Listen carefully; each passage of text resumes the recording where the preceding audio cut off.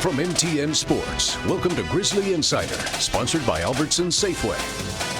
Hello, everyone, and welcome to this week's edition of the Griz Insider here on the Montana Television Network. Alongside the voice of the Griz, Riley Corcoran, I'm Kyle Hansen, and we join you after a championship night in Missoula on Monday evening. Riley, great to see you as always, and boy, what an atmosphere, right? I mean, Dahlberg after dark absolutely paid off, and boy, it was fun to watch those Grizzlies host that trophy. It really was, Kyle. Always great to be with you, and on this show again, talking about yet a championship. And for the Grizzly men, they earned it this year, and I think the culmination of the season, it was just really cool, Kyle, that 9 o'clock, latest home start in program history at home, and being able to have over 4,000 there. The students were involved too, and can't wait to ask Coach DeCure at least his take on all that. 100%. I mean, when you look at that atmosphere as a whole, and really kind of this final stretch for Montana, right? So the Grizzlies clinch a share of the Big Sky Conference title. They'll head into Boise as the 2 seed. Just what kind of stood out while you were on the road with them? Obviously, dropping that heartbreaker at Portland State, but you know the Grizzlies still ending strong and obviously in good position as they head into the tournament. Yeah, this is the team that is peaking at the right time, and that's exactly what you want. They've won 11 of their last 12 games, and the only loss comes when they were leading by 10 with 4 minutes to go and lost in overtime at a really tough place to play in Portland State. So I was really impressed with how Montana had that resolve to get over that tough loss, because Portland State, I mean, when you have them on the ropes like that to try and respond, they did that against Eastern Washington.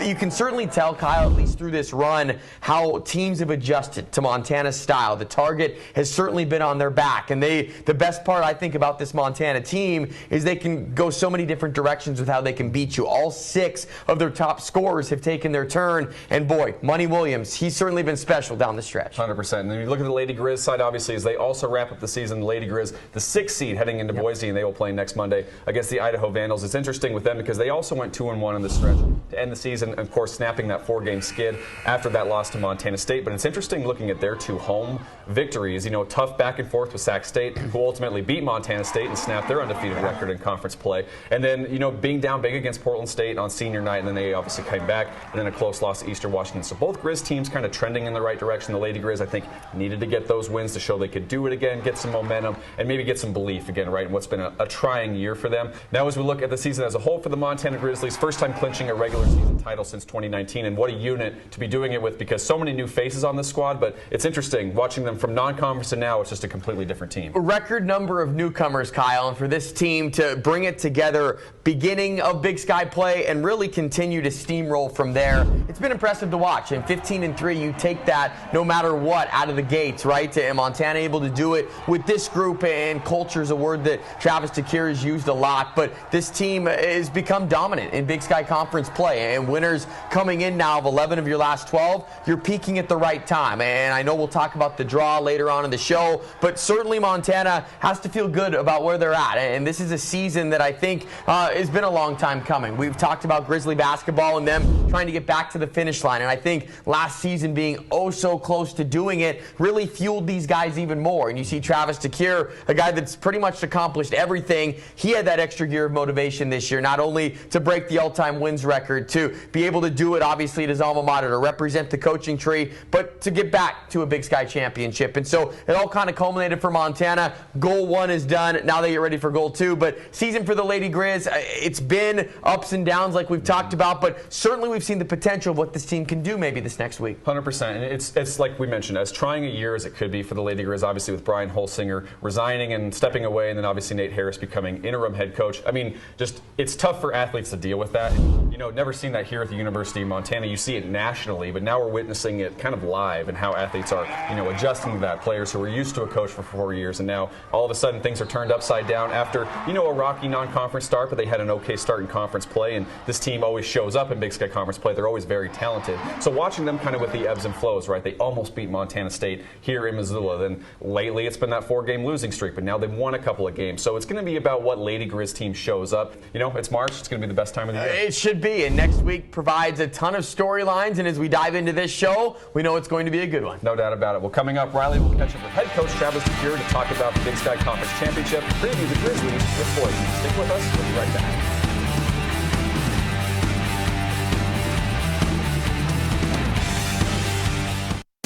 Welcome back to Grizzly Insider, sponsored by Albertsons Safeway.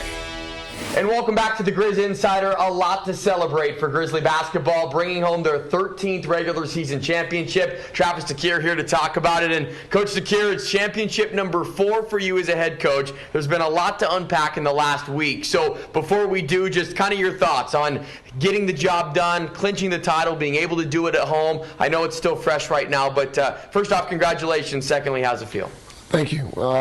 It feels great. Student section. That's the one thing that will stick is the energy from the students. I think when the students are big and energetic, it fills the bowl, and everyone else responds with them. And I feel like that really impacted the game when we needed it most.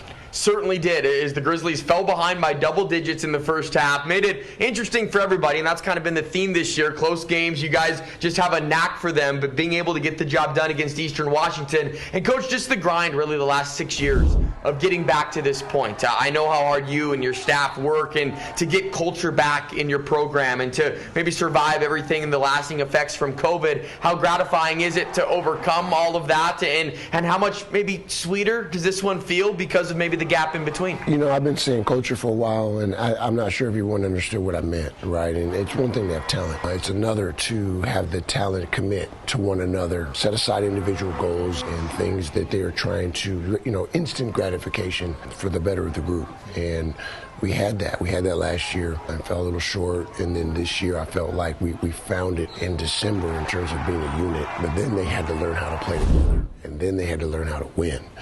And so it's been a long process, but it's been a fun process. 15-3 in Big Sky Conference action. Usually you think maybe 4 losses will do it. This year it was 3 losses for a title with Northern Colorado for the Grizzlies. But again, now 7 titles since 2000. That's the most Grizzlies pass. Weber State for the most this century, Coach. And there's been a lot to unpack. 3 games in 5 days. And a lot of records were passed. Some significant records, ones that you were involved in. Obviously the first one significant with you passing George Dahlberg all-time wins record, and it's been fun to be on the ride for that and to be on a championship run during that, and then to have Brandon Whitney pass your assist record with pretty much the game-winning shot with Malik Moore. When you wrap all of that into one, Coach, I know it's probably impossible to do that, but just the fact that this all comes on a championship run, you passing the record and Brandon has to be pretty cool. It comes down to the players. At the end of the day, all the records are about the players. The staff that I've had over the years, they just recruited these players and developed these players and spent time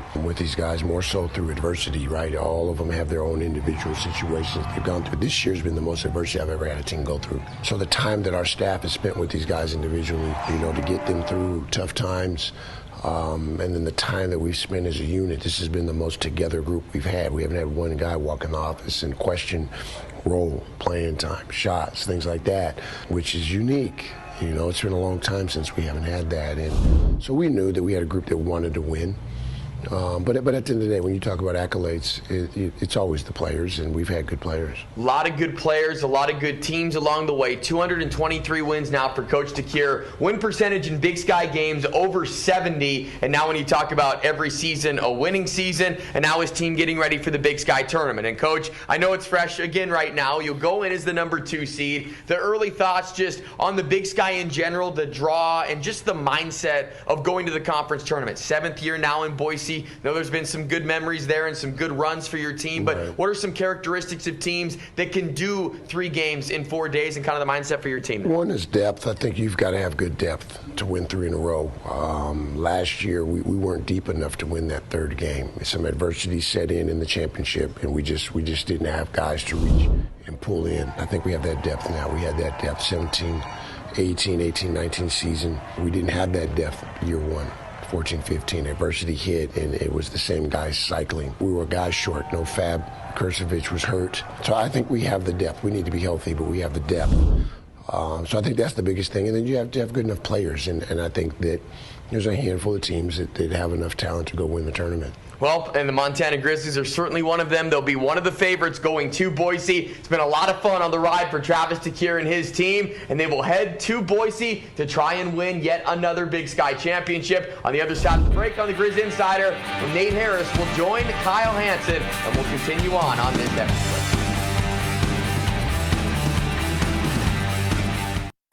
Welcome back to Grizzly Insider, sponsored by Albertsons Safeway.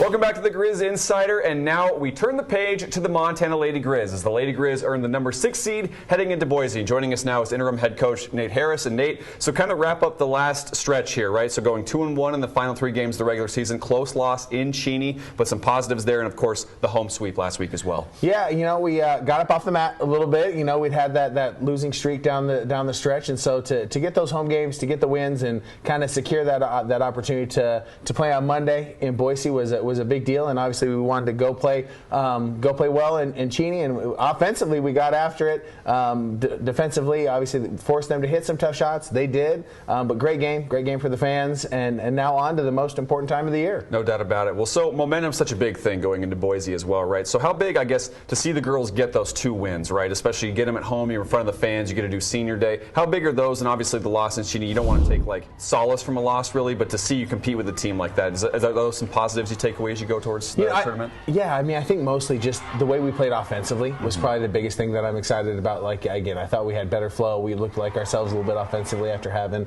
a couple rough ones, kind of on that Idaho State, Weber State road trip. But again, I felt like we got back on track offensively. I felt like our effort was really good. The 3 games in 5 days is so unique, and everyone had to do it except for, was it Northern Arizona and Northern Colorado. But it's so unique, and you just never know whether you're road home or home road or whatever that's going to be. And so again, I thought we responded okay to it. I would love to see us compete a little bit harder on the glass, but you just kind of have to turn the page and be like, hey, this is what it is. We did enough to earn that game on Monday, and so let's refocus quickly, flush this one quickly, and get to the postseason, because this is the most important. This is the best time of year. One of the players I want to ask you about who's just been absolutely tearing it up the last 3 games was Matt Koenig, right? And obviously she's been battling through some things throughout the year, but to see your point guard really kind of starting to peak at the right time, just what can you say about her, playing through some ailments, but also playing at such a high level as she is?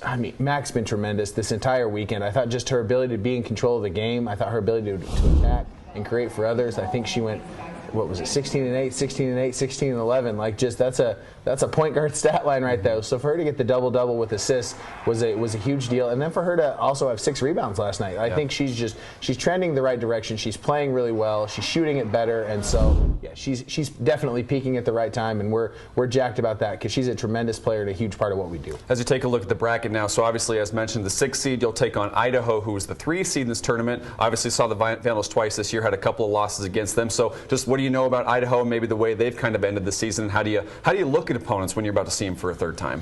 It's just kind of everything gets so magnified, and so like, how do you win this one game? And so there's I don't think you can worry about, oh well, if we do this, then there's this, and then it's like, nope, how do we win this one game? And obviously Idaho's a very physical team. They're a team with great guard play, so we've got to do a better job of trying to speed them up defensively a little bit in spots, and we've also got to do a better job of just spacing them out and attacking. And again, I like our plan. We got some great shots against them in Moscow the last time we played, and again, we're excited to get them in Boise. We're just it's an opportunity to go play against a team that we respect, that we think does a good job. But again, we love our draw and we love our team, and we want to go get after it. And as you look at preparing for a conference tournament, right, just what kind of goes into it? Because you get about 6 days off in between games, so get a little rest, get some practice, obviously the travel down to Boise. What's the biggest preparation detail that you have to do as you get ready for this tournament setting? Because obviously it's 3 games in 3 days if you want to be holding that trophy at the end of it. Yeah, I think for us it's probably rest and rehab, just trying to get some of our banged up kids a little more healthy, and then just trying to prepare and really lock in on this is what it's going to look like this game. And then if we earn the opportunity to play again, which is our plan every single time, we'll regroup and rest and rehab as much as we can for those 24 hours and get back after it. But I think for us it's going to be mostly being smart with how we're preparing so that we're at peak physical condition as we head into Monday. No doubt about it. Well, the Lady Griz taking on the Idaho Vandals next Monday in Boise in the quarterfinal round. Nate, thanks so much for your time. Good luck the rest of the way. Thank you. Go Griz. Absolutely. And coming up, Riley will rejoin me here on the Griz Insider. Welcome back to Grizzly Insider, sponsored by Albertsons Safeway. Welcome back to the Griz Insider. Great stuff there from Travis DeCure and Nate Harris as they preview Boise, and now it's mine and Riley's turn. So, Riley, we get a look at the brackets. It's always an exciting time, whether it's FCS playoffs or looking at the Big Sky Conference tournament. So, first of all, when you look at the men's bracket, what jumps out to you? Well, when you look at Montana's draw, first off, it's going to be a lot of late nights. So take the naps throughout the day, because the men's side, they'll be playing at 8 o'clock on Sunday, then the late route on Tuesday, Wednesday, 9:30 starts there. But when you take a look at the men's bracket, I just think, Kyle, that besides the top two, it has been an absolute hodgepodge of who else is going to jump up there and be that hot team. And we're not quite sure now of who that team's going to be. Portland State's taken their turn in a while, but I think Montana State might have found something the last couple of games. No Brandon Walker. There's going to be that one upset that kind of shocks the tournament, and Montana hopes that it's not them. But I think the Big Sky, it's been wide open most of the year beyond Northern Colorado and Montana, and I think the big storyline going into it is, can anyone maybe upset those two teams and wreck what would be a perfect championship game? Which has happened the last couple of years, right? You look at Eastern Washington being upset as the #1 seed the last 2 years, so these teams are never safe. And when you look at Montana and their draw specifically, not an easy road, really, for the Grizzlies. I mean, they maybe wanted that 1 seed to get some of those teams they match up better with. I mean, it's going to be a tough task for them down the stretch. It's one of the more unique bracket formats that you'll see, because normally, if you're the 2 seed, you're playing the winner of 7 versus 10. Not quite the case. You're playing a 7 seed against an 8, and that's Northern Arizona and Eastern Washington. When specifically looking at the Grizzlies' path, those are two teams that, the Grizzlies swept them, but both times that they played, their games went back and forth, particularly the last time the Grizz took on Northern Arizona in Flagstaff. So that game, to me, a little bit scary, the potential of that. And then the semifinal showdown would be Portland State. So it is recent, it's fresh for Montana. Can Portland State's game translate away from Viking Pavilion? That could be one of the top storylines for them as we look at the other side in the women's bracket. 100%. And really, the women's bracket, kind of a similar situation, right? That's those top 2 seeds, and then the field is what it feels like. Obviously, the Montana State women, only 1 conference loss. Coming in the second to last game of the regular season, when it comes to their loss and the Grizzlies' loss on the men's side, you just kind of hope that, if those are the teams that go to the NCAA tournament, they're not dinged for it. It's the second last game of the season, right? Just kind of like, this is me speaking more of my opinion. Who cares? Is the way I viewed both of them. But anyway, so that's my ramble anyway. When you look at Montana State, obviously they've run this season. The Bobcats have, and they've looked every part of a team that could get an at-large bid. Obviously NAU as well, and the Lady Griz at 6, Idaho at 3. There's a lot of teams that feels like they can make a run on the women's side. And to finish your point on the rant, I agree with you. I think that when you're on a long run like that, to sustain continued wins on top of it, it's hard to do. And I really think for the Montana men and the Montana State women, it is maybe that blessing in disguise. You don't go into Boise with all of that pressure. But when looking at the women's bracket, it will be interesting to see, can anyone surpass Montana State and Northern Arizona? And this time around, Montana State, how healthy are they going to be going into what could be round 3 with NAU? Is NAU kind of that team no one's talking about but could surprise Montana State? And then are there any upsets to be had beyond that? Kind of like the men's side of things, outside the top 2, can the Lady Griz get an Idaho team that's faded a little bit? Can Weber State continue to be one of the greatest stories in the Big Sky? Another team to watch out for, Idaho State. They're pesky. Yeah. Seton Sobolewski, that team's won 4 of their last 5 games. He's a veteran around this league, so watch out for them. Always so many fun storylines. I know you're going to have a blast on the show talking about it throughout the course of the week, and a ton of coverage here, but Boise's always exciting. You're right. When the brackets come out, it's just a different kind of feel, Kyle. 100%. When you look at the Lady Griz playing with some house money, right? Because obviously they are a team that has had some moments this year. We'll see if they get hot when it comes to the Big Sky Conference tournament. We'll wrap up the show here on Griz Insider next.